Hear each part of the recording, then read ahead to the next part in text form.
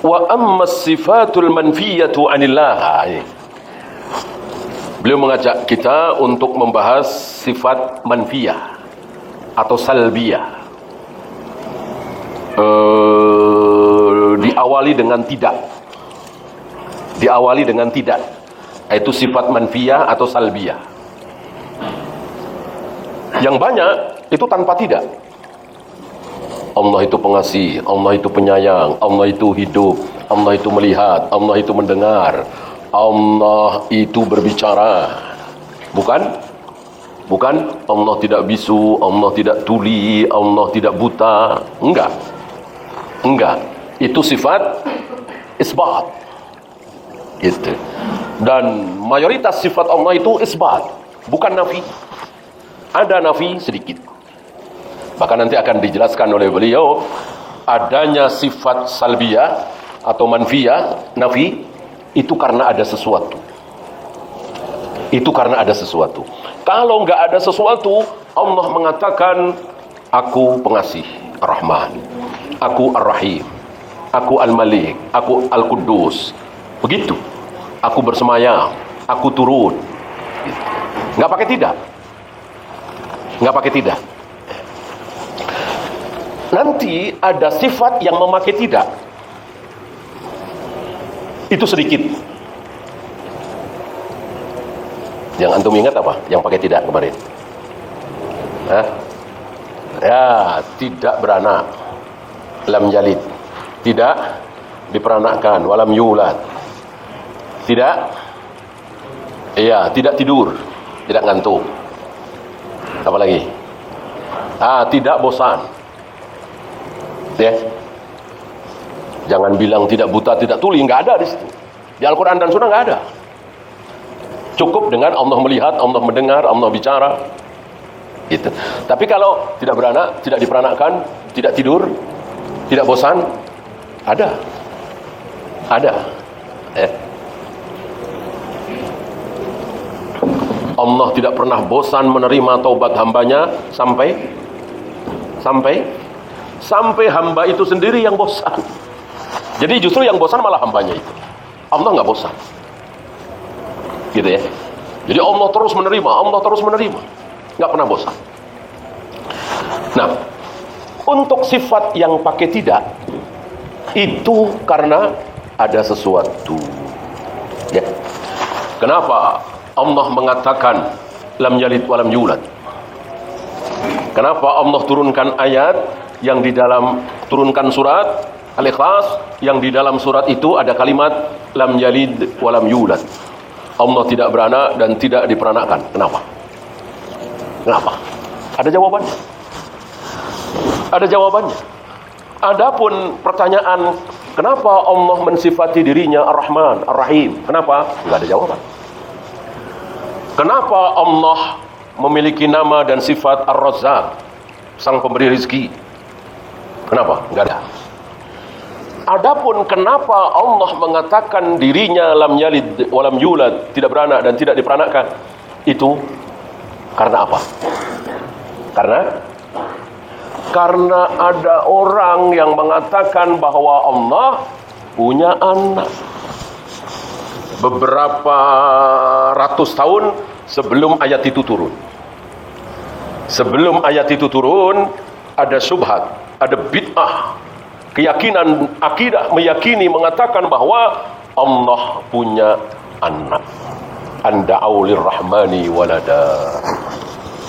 Nah, ketika itu pertama kali diucapkan, entah siapa yang pertama kali mengucapkan kalimat ini, tentu iblis yang mendukungnya, mungkin iblis yang membisikkan, ya, entah kepada siapa. Nah, ketika pertama kali ada orang punya anak,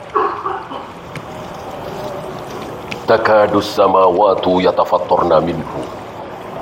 Langit hampir runtuh, bumi hampir-hampir mau belah, gunung hampir-hampir mau meledak. Emosi marah luar biasa, tidak terima dikatakan Allah punya anak. Nah, karena ada syubhat yang luar biasa dahsyat ini, Allah jawab. Istilah kita ya terpaksa disampaikan, lam yalid wa lam yulad. Allah tidak beranak dan tidak diperanakkan. Oleh karena itu, di zaman Nabi Nuh misalnya, di zaman Nabi Ibrahim misalnya, di zaman Nabi Hud, Nabi Saleh, nggak ada kalimat ini lam yalid wa lam yulad. Nggak ada. Nggak ada kalimat lam yalid wa lam yulad. Orang nggak ada satupun manusia yang mengatakan meyakini Allah punya anak. Buat apa Allah mengucapkan lam yalid wa lam yulad? Ini menjadi dalil para ulama Ahlus Sunnah untuk mengatakan sesuatu yang tidak pernah dikatakan oleh Rasul dan para sahabat. Dan kalimat itu dimasyhurkan. Gitu ya. Pernahkah Rasul dan para sahabat mengatakan tahlilan itu bid'ah, muludan itu bid'ah? Pernahkah? Ya tidak pernah. Ya tidak pernah. Gak ada Rasul dan para sahabat mengatakan tahlilan bid'ah, muludan bid'ah. Kenapa? Ya belum ada tahlilan, belum ada muludan. Maka hari ini para ulama salaf terutama di negeri kita mestinya harus meneriakkan dengan lantang di hadapan siapapun bahwa tahlilan adalah bid'ah, muludan adalah bid'ah. Walaupun kalimat ini tidak pernah keluar dari lisan Rasul dan para sahabat. Ya karena belum ada bid'ahnya tahlilan, bid'ahnya muludan. Paham ya? Ini mengambil dalil dari apa yang diucapkan oleh Allah, lam yalid wa lam yulad, ketika orang-orang sudah mulai terkena syubhat bahwa Allah punya anak. Disinilah ulama Ahlus Sunnah yang terdepan. Yang lain diam, seperti di negeri kita ini. Mau dari kalangan firqah ini, firqah itu diam. Awal-awal berdirinya masih bicara tentang bid'ah. Mungkin antum pernah sering dengar dulu ya istilah TBC. Masih ingat ya? Apa kepanjangan TBC? Tahayul, bid'ah, khurafat. Itu masih digaungkan. Wah, itu TBC. Sekarang nggak lagi. Ya kan? Jangan sampai kaum salaf ikut-ikutan. Karena takut menyinggung, takut berisiko, lalu tidak berbicara lagi tentang bid'ah, tentang khurafat, tentang tahayul. Mereka bilang akan lebih baik kita bicara tentang ekonomi. Jauh akan lebih baik kalau kita berbicara tentang persatuan umat, tentang siasah syariah. Jelas ini keliru.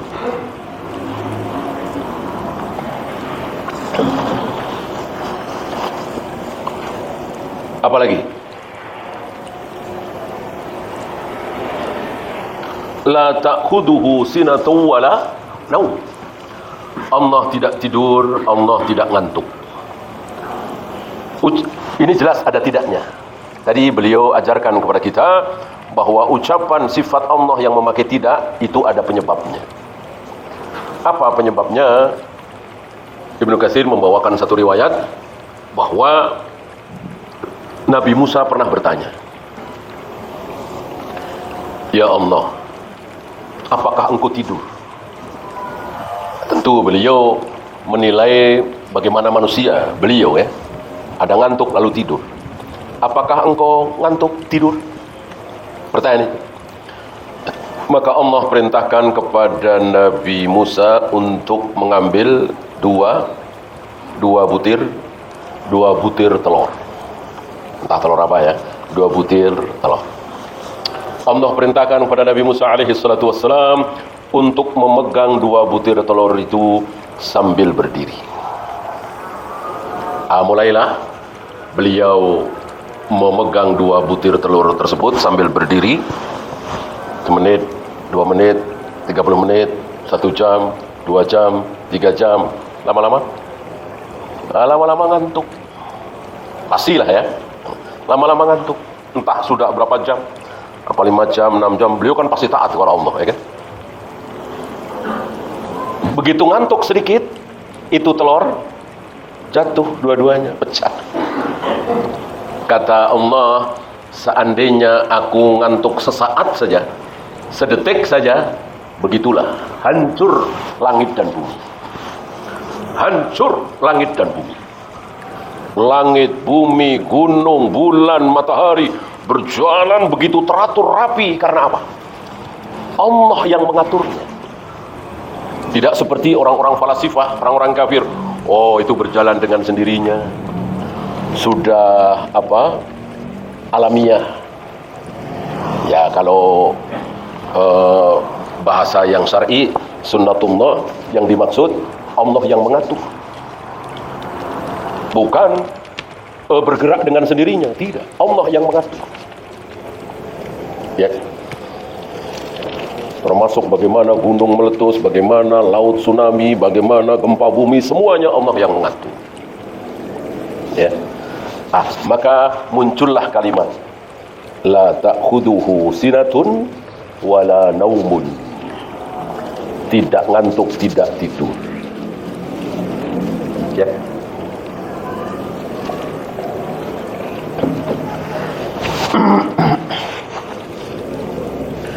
Begitu pula tidak bosan.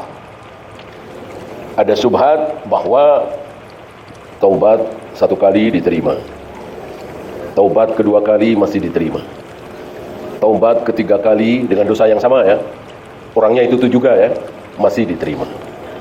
Keempat kali Allah enggan menerima. Istilahnya bosan, ya.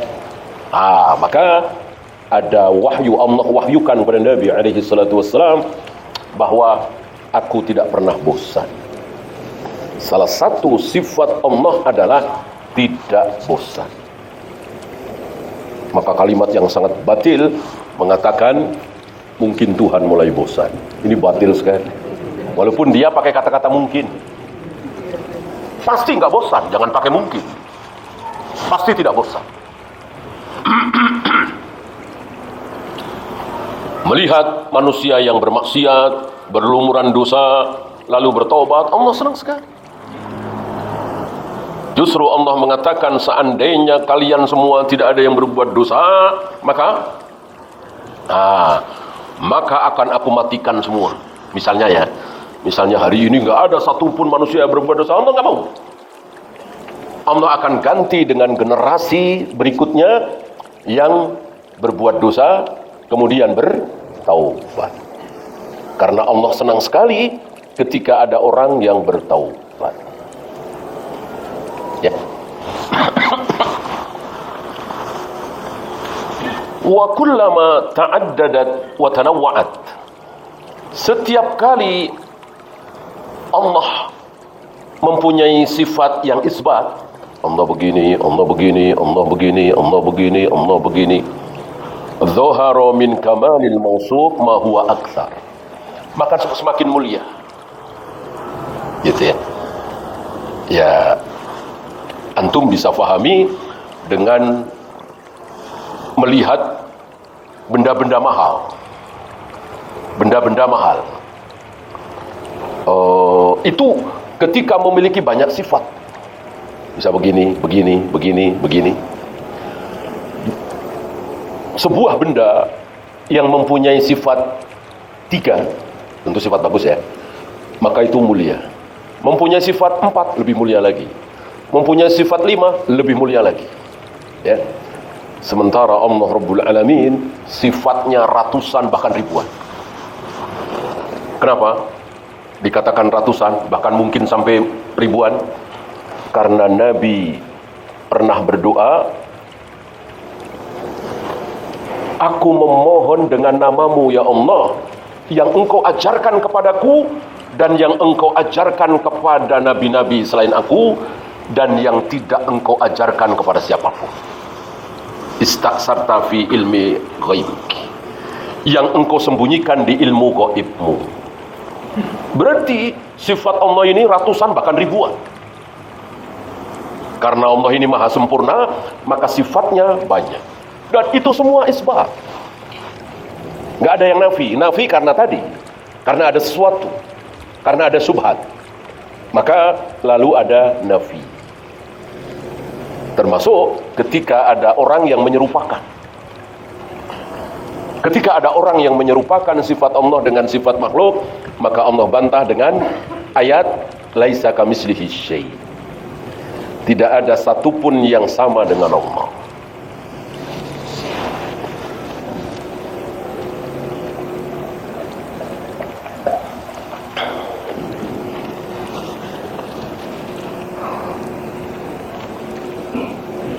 Laisa kamitslihi syai' meliputi apa?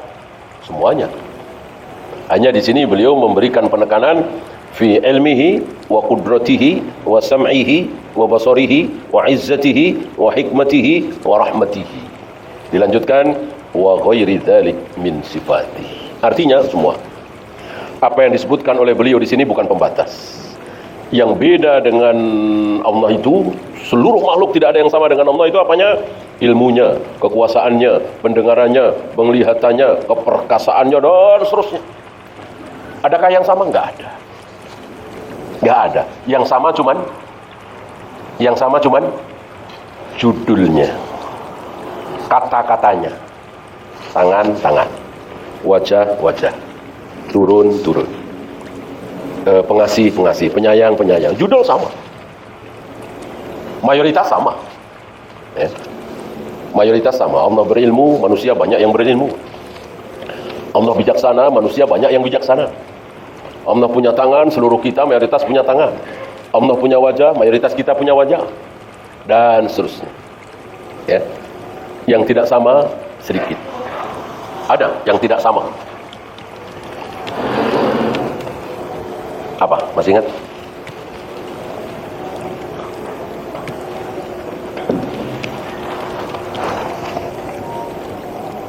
Allah melarang kita semua sombong, tapi Allah sendiri sombong. Nah, ini kan beda. Gak banyak. Allah melarang kita semua apa istilahnya? Gila hormat, pengen disanjung, pengen dipuji. Sementara Allah sendiri senang sekali kalau dipuji. Tidak ada yang lebih menyukai pujian dibanding aku. Maka sesuatu yang sangat disukai oleh Allah adalah pujian. Maka ruku, sujud, i'tidal, at-tahiyat, zikir pagi, zikir petang penuh dengan pujian-pujian kepada Allah. Kenapa? Karena Allah senang sekali dipuji. Sementara Allah melarang kita semua suka dipuji. Ah, kan beda. Berapa? Sedikit. Mungkin 3 atau 4. Ya. Selebihnya kan sama. Ilmu, tangan, wajah. Tapi itu tadi, persamaannya cuman nama, bukan hakikat. Ya, jangankan Allah yang bukan makhluk. Allah kan khalik, bukan makhluk. Masih ingat? Ada makhluk Allah yang juga tidak ada persamaan dengan kita semua di sini, kecuali sekedar nama. Apa? Masih ingat? Makhluk dia, bukan khalik, bukan Allah. Tapi nggak ada persamaan dengan kita di sini, kecuali sekedar nama. Apa tadi? Surga, jannah. Apa yang ada di dunia ini, apa yang sedang kita saksikan ini, dengan apa yang ada di surga, tidak ada persamaan, kecuali nama. Gitu ya. Nama ya banyak, ya hampir semuanya sama. Di sana ada anggur, di sini kan ada juga. Di sana ada khamr, di sini ada juga.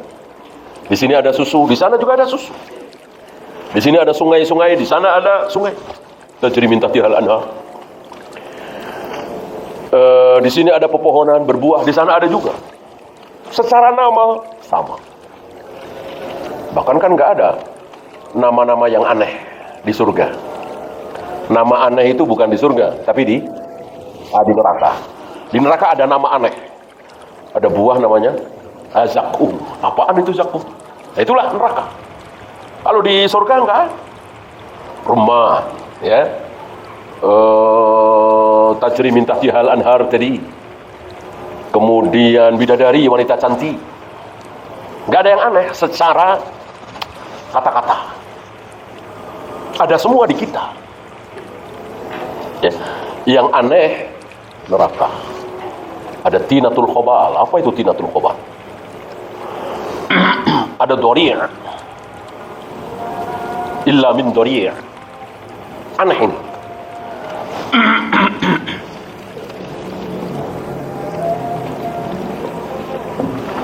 Sementara surga adalah makhluk, kita semua juga makhluk. Tapi nggak ada persamaannya kecuali nama. Adapun rasa, aroma, warna, sifatnya, keadaannya nggak ada yang mirip. Ya, tapi kita diberi ilmu nanti. Oh, ini delima. Oh, ini kurma. Oh, ini sungai. Oh, ini kendaraan. Oh, ini kita diberi ilmu oleh Allah. Tapi beda jauh dengan apa yang ada di dunia hari ini. Gitu. Kita tidak menjadi bodoh. Ini apaan ya? Enggak. Ini apaan? Enggak. Kita tahu. Ini. Bahkan dengan seorang muslim, seorang mukmin ketika masuk surga itu dia tahu. Dia tahu. Ini istananya, ini kamarnya, ini tempat istilah kita terasnya ini. Tahu persis. Lebih tahu dari rumahnya sendiri. Allah berikan ilmu, petunjuk, bisa tahu. Gitu. Maka nggak perlu kayak kita masuk hotel atau istana atau pakai nanya-nanya, ya. Soalnya nggak pakai nanya-nanya. Ini malaikat mana nanya, ini cara makainya gimana ini? Nggak ada begitu, ya. Ini kalau mau mandi di mana, ya. Ini kalau pengen air panas gimana? Nggak ada. Dikasih ilmu, nikmat yang luar biasa. Nggak pakai nanya-nanya. Sementara kita cuma hotel aja pakai nanya-nanya. Ini makanya mana, nyolokinya di mana. Kalau nggak ada yang jawab, nggak tahu. Ya, betapa rendahnya kenikmatan dunia ini. Betapa dahsyatnya, betapa tingginya kenikmatan surga itu. Maka bodoh dan bodoh sekali kalau kenikmatan seperti itu kita lupakan. Lupa gara-gara silau dengan dunia ini. Gara-gara bisnis yang kita tekuni, gara-gara karir yang sedang kita raih. Lalu kita lupa dengan kenikmatan besar yang Allah sediakan ini. Zuluman jahula. Betul-betul zalim, betul-betul jahil, bodoh. Ya, maka janganlah kita menjadi orang bodoh. Maka orang cerdas, orang pintar apa kata Nabi? Al-kayyisu man dana nafsahu wa amila lima ba'dal maut. Orang pintar, orang cerdas itu adalah orang yang selalu melakukan untuk apa yang manfaat nanti setelah mati. Dicerdas. Pintar sekali kata Nabi. Ya. Walaupun kata orang kafir mungkin bodoh. Punya duit diberikan kepada fakir miskin, bodoh katanya. Punya uang buat bangun masjid, bangun pesantren, bukannya buat membesarkan bisnisnya, malah buat bikin panti asuhan misalnya. Bodoh kata orang kafir. Kata Nabi, cerdas. Al-kayyis.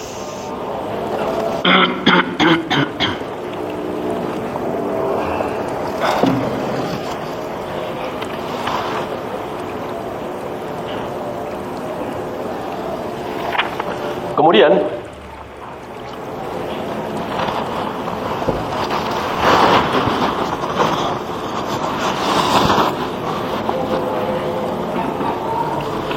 walaqad khalaqnas samawati wal arda wa ma bainahuma fi sittati ayyam. Surat Qaf ya. Sungguh kami telah ciptakan langit dan bumi dan apa-apa yang ada di langit dan bumi selama ya 6 hari. Selama 6 hari. Sampai di sini orang-orang kafir ngeledek Nabi. Ya mereka kan nggak percaya dengan Nabi, bukan nggak percaya kepada Allah, nggak percaya kepada Nabi alaihi salatu wassalam. Kalau Allah percaya. Kan kafir Quraisy menyembah Allah, mencintai Allah, memuliakan Allah. Yang ditolak oleh mereka adalah Nabi Muhammad SAW. Dan itu kafir. Gitu ya. Sama dengan orang sekarang menolak ucapan Nabi, kafir. Nah, mereka ngeledek Nabi dengan mengatakan mana mungkin. Kan apa yang ada di jagat raya alam semesta luar biasa. Masa cuma 6 hari kelar. Mosok cuma 6 hari selesai. Betapa melelahkannya. Ya.